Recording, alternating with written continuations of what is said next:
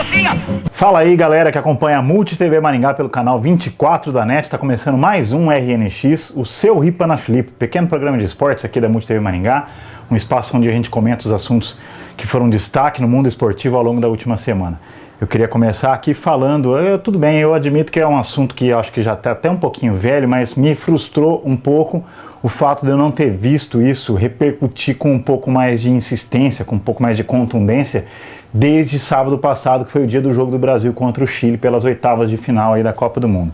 Brasil classificado 1-1 no tempo normal, 3-2 nos pênaltis, como todo mundo está sabendo aí, mas enfim, o ponto negativo desse jogo aí foi o comportamento da torcida no começo da partida. A gente sabe que, graças aos torcedores de Belém, virou uma tradição aqui no Brasil a torcida cantar o hino brasileiro a capela, depois que para a execução lá no sistema de som dos estádios. Mas enfim, é claro que as outras torcidas, sabendo do comportamento aqui do brasileiro nos estádios na Copa no Brasil, iriam fazer isso também, tem todo o direito do mundo de fazer. O ponto negativo que eu vinha falando é o fato de que quando chegou a vez da torcida do Chile cantar o hino chileno a capela, a torcida brasileira vaiou. Foi a atitude mais mal educada que eu já vi um torcedor tomar dentro de um estádio de futebol nessa Copa do Mundo. Foi ridículo, foi um comportamento patético. Eu acho até um paradoxo os torcedores, os coxinhas, chamados coxinhas, né, irem para o estádio para gritar "sou brasileiro" com muito orgulho, com muito amor, o grito mais ridículo que já ouvi num estádio, e ao mesmo dizer, para resumir, né, com esse grito dizer que tem orgulho de ser brasileiro e ao mesmo tempo ser mal educado com um visitante que está chegando aqui no Brasil. Você tem orgulho de ser mal educado, é isso que você está querendo me dizer então, né? Quando você grita esses dois gritos aí dentro de um estádio. Enfim, eu vi uma crônica até que eu achei muito coerente, apesar de não concordar com ela, na semana, logo depois desse jogo do Brasil e Chile, de um colunista da Folha de São Paulo dizendo que prefere o torcedor coxinha nos estádios do que o vândalo. Ele tem razão, é verdade, é muito melhor você ter lá um monte de gente gritando essas babaquices aí do que ter gente brigando, que é muito mais babaca. Mas enfim, nem vamos entrar nesse mérito. É óbvio que o comportamento em si das torcidas dentro dos estádios tem sido, pelo menos de uma maneira geral, civilizado, e isso é louvável, sem dúvida nenhuma. Mas enfim, isso não significa que a gente tenha permissão, tenha licença para ser mal educado com os visitantes que chegam aqui no Brasil. E depois da partida Uruguai e Itália, pela última rodada da primeira fase da Copa do Mundo, aquela partida fatídica onde o Luizito Soares mordeu lá o ombro do zagueiro italiano, Chiellini, teve todo aquele quiprocó lá, todo aquele rebu, presidente lá do Uruguai falando que na FIFA só tem corrupto, falando um monte de palavrão, gravou um vídeo até dizendo que em nome do presidente do Uruguai que ele estava falando aquilo, estava revoltadíssimo por causa da suspensão de 9 jogos que o Soares pegou, todo mundo ficou revoltado, inclusive a defesa do Soares diante lá do tribunal da FIFA alegou que ele só bateu a cabeça, teria batido a cabeça no ombro do Chiellini, que foi uma das defesas mais ridículas que eu também já vi aí na história de todos os julgamentos esportivos. E pra que tudo isso? Deixa eu até fazer uma parte aqui. Lugano, um dos grandes ídolos aí do São Paulo, um dos maiores clubes brasileiros, quer dizer, um cara que tem respeito de grande parte da torcida brasileira, um zagueiraço, já jogou muita bola aqui no Brasil, inclusive, veio a público para dizer que estava havendo uma perseguição contra o Soares, que a imprensa brasileira estava com medo do Brasil enfrentar o Uruguai e que por isso estava fazendo uma campanha para que o Soares, para que a FIFA fosse pressionada para que o Soares fosse suspenso aí pelo restante da Copa mesmo. Quer dizer, e agora? Como é que fica a cara do Lugano e do presidente do Uruguai depois que o Soares veio a público e admitiu realmente que deu uma mordiscada, né, nas palavras dele aí no ombro do Chiellini? O próprio Chiellini disse também no Twitter, porque o Soares publicou uma carta admitindo que pedindo desculpas, né, à família do Chiellini e ao próprio jogador, e admitindo que tinha dado essa mordiscada aí no ombro do jogador italiano. E aí também no Twitter o Chiellini disse que aceitava as desculpas e que esperava que a FIFA reduzisse a pena do Soares, porque tinha achado a pena um pouco exagerada. Eu sinceramente não achei exagerada não. O cara é reincidente, já cometeu esse tipo de falta, vamos dizer assim, em campos de futebol 3 vezes. Na última vez pegou 10 jogos de suspensão e ainda não aprendeu. Quer dizer, A FIFA não levou em conta só essa mordiscada que ele deu ali no ombro do Chiellini nesse jogo da Copa do Mundo. Levou em conta o fato do cara ser reincidente. É uma competição oficial e isso tem sim que ser levado em conta. Tem que ser levado em conta e a suspensão, na minha opinião, foi muito justa.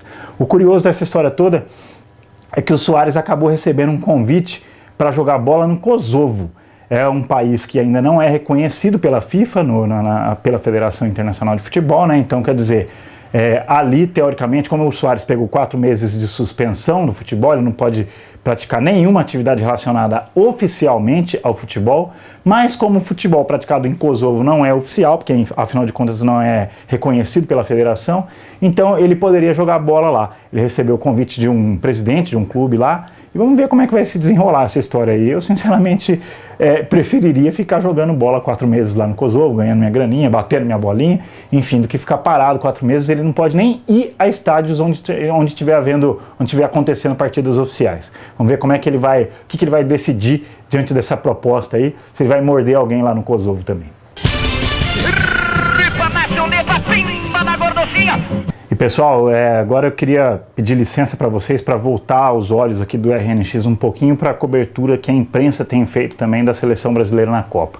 Me chamou muito a atenção que depois da partida do Brasil contra o Chile, o Felipão pediu para que um assessor pessoal dele convidasse 6 jornalistas, que eu sinceramente não entendi muito bem o critério, não sei se são os jornalistas que são mais próximos do Felipão, ou se são os jornalistas que ele respeita mais pelo trabalho que eles desenvolvem nos respectivos veículos. Enfim, tem 2, inclusive, 2 desses jornalistas são jornalistas que eu admiro muito, que é o PVC, o Paulo Vinícius Coelho, e o Juca Kfouri, 2 pessoas que eu vivo citando aqui no RNX. Enfim, Felipão convidou 6 jornalistas para uma coletiva, vamos dizer assim, mais fechada, né? Uma coletiva exclusiva, se é que existe alguma coisa desse tipo, para perguntar para esses jornalistas por que a imprensa tem pegado tanto no pé da seleção brasileira, e dizem as más línguas que ele, inclusive, pediu algumas opiniões aí sobre como poderia corrigir os erros que a seleção tem cometido aí nos jogos que a gente viu na primeira fase, nas oitavas de final da Copa. Enfim, isso pegou bem mal no restante da imprensa, inclusive porque transmitiu uma certa não, né? Se é verdade essa história de que ele pediu opinião para os jornalistas, transmitiu uma total insegurança diante do próprio trabalho que ele vem desenvolvendo na seleção brasileira. Muita gente vem dizendo que o Felipão não faz treinos táticos, só treina fundamentos, o que seria um absurdo ele treinar fundamentos com jogadores que estão na Europa há 10, 15 anos, não tem a menor necessidade de fazer isso. O ideal seria que ele treinasse treinos, ou melhor, promovesse treinos táticos mesmo, para a gente ter algumas variações aí de jogo diante de algumas encruzilhadas que a gente iria encontrar mesmo, que era óbvio que a gente ia encontrar. A seleção vem jogando da mesma forma desde o ano passado, os adversários vêm estudando essa forma de jogar da seleção brasileira e a gente teria que apresentar obrigatoriamente variações táticas nessa Copa do Mundo. Enfim, isso não tem acontecido, pelo menos segundo o que a imprensa tem relatado. E o que me chamou mais a atenção é que, assim, o recalque que transpareceu das pessoas que não participaram dessa reunião. O jornalista acha que pode tudo, geralmente, né? Ele vai numa coletiva e ele pode perguntar o que ele quiser e ele acha que o cara tem a obrigação de responder, acha que o cara tem a obrigação de responder com bom humor, inclusive. Claro, o entrevistado não precisa ser mal educado, mas ele responde se ele quiser. A gente, da mesma forma que a imprensa tem direito de perguntar o que quer, o entrevistado tem direito de responder o que quiser. Assim como tem direito de responder para quem quiser. Ele não é obrigado a responder nada para ninguém. Claro que o Felipão também vai ter que administrar essa ciumeira que ele próprio criou, aí convidando somente 6 jornalistas para essa conversa. Mas enfim, ele é adulto, ele sabe como ele deve reagir diante de situações desse tipo. O que cabe ao restante do pessoal é continuar cobrindo a Copa de uma forma profissional. Criticar, se quiser, essa atitude que o Felipão tomou aí de convidar só 6 jornalistas para participar dessa coletiva, mas enfim, não assumir uma postura raivosa ou de rancor ou de recalque mesmo, na minha opinião, diante de uma atitude que o cara tem todo o direito de tomar. Ele conversa com quem ele quiser e ele pega a opinião, inclusive, de quem ele quiser, porque afinal de contas é ele quem vai responder por essa insegurança que ele estaria transmitindo aí diante de toda a torcida brasileira e diante de todo o restante da imprensa que não participou dessa entrevista.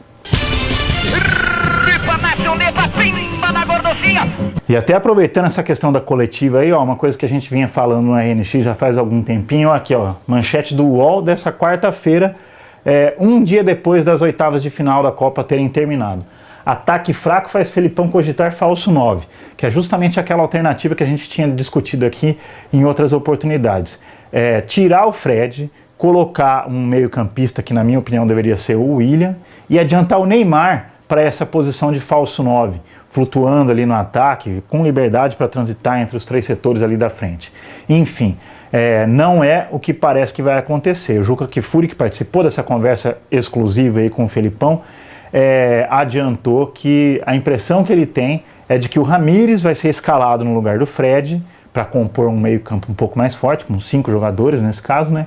E o Neymar fazendo essa função aí de falso 9. Tem alguns especialistas defendendo também que o Hernanes poderia executar essa função no meio-campo em vez do Ramires.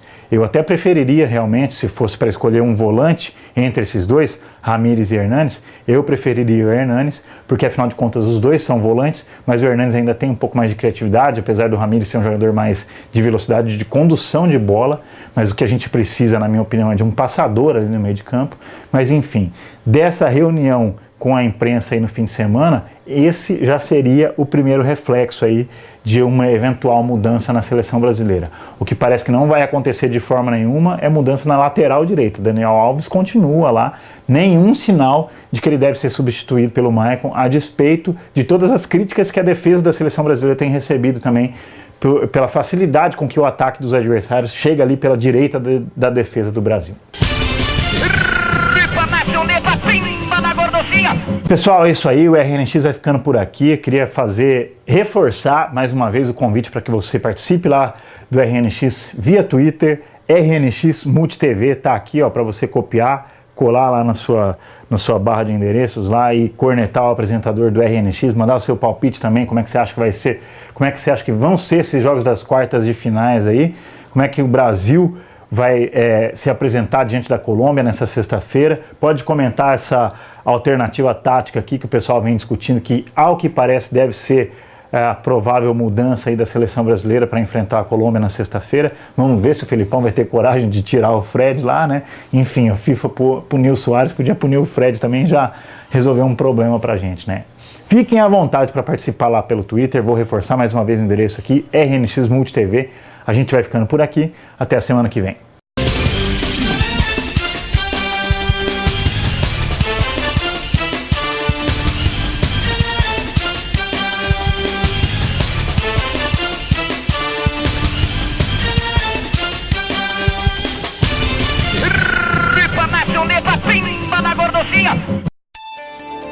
Você assistiu Ripa na Chulipa com Alan Maschio. Multi TV, 24 horas de programação local. Assista no canal 10 da NET.